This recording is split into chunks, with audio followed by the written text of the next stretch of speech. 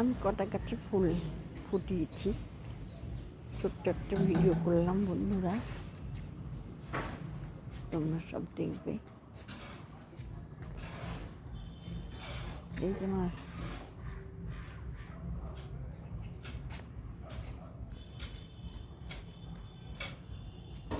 এই যে গাছ সব গাছে সব ফুল ফোটেনি এখনো, তোমরা সব দেখবে বন্ধুরা।